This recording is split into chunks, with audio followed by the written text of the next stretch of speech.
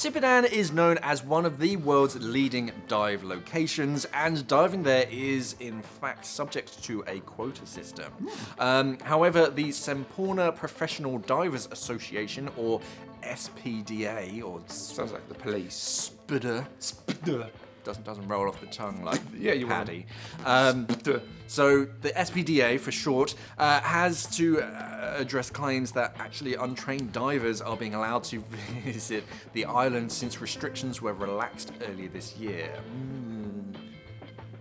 Well, why'd you let these people do it, Mark? So the Scuba, did I get that right? Scuba Parks Authority increased the number of daily diving permits from 120 to 176. They couldn't have rounded it to like 180. No. Had to be 176, which, okay, sounds fine. More divers going to the location means more money for the teams taking them out there. And also, it's not likely that, the increase was in hundreds of thousands. So, no harm done, right? Yeah. Well, not really. Yeah, they added like 56 tokens.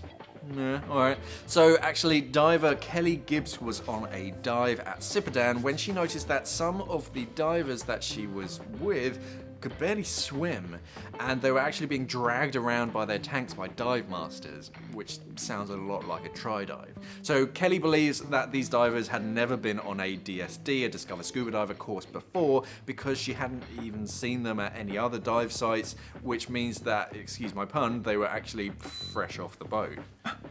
That's a good pun. Who wrote that?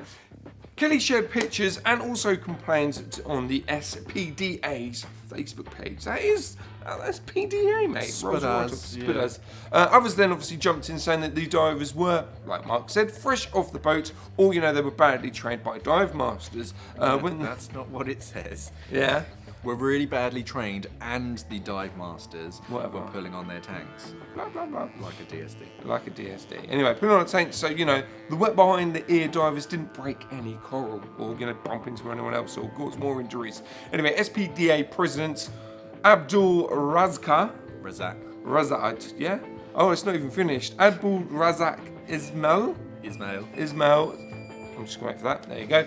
Said that they obviously they should not be on the Discovery Scuba Diving sections for non-divers at Sipadan. So no one should be diving that isn't properly qualified. That doesn't have the right tickets or the right dives.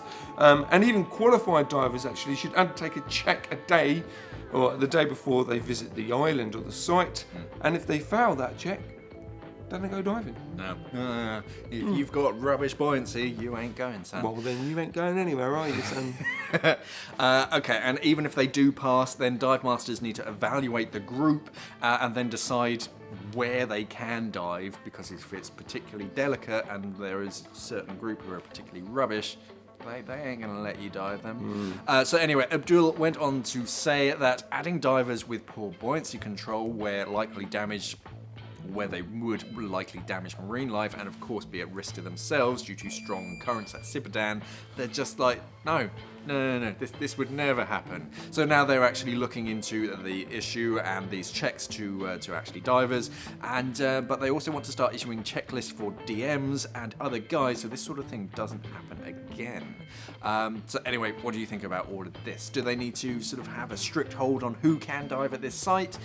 Do you think that they'd let, we call it teabag diving, because you just kind of like dunk them in the water and then sort of get them back out, and you never actually let go of the student. Okay. That's a nice little insight into teabag training. Teabagging. Not that kind of debagging, though. Anyway, let's have a chat about it in the comments. If you enjoy this video, then want to give it a like, smash on that little bell icon, and of course, subscribe to the channel. Thank you for watching, and of course, safe diving. Bye!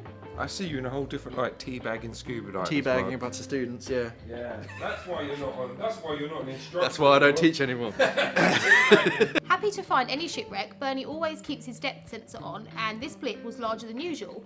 This piqued his interest. Yeah, so usually these pings are just shoals of fish, but actually fast forward to this year, 2019, and Bernie returned to the site where he originally pinged the large obstruction, and it was still there. So he had, in the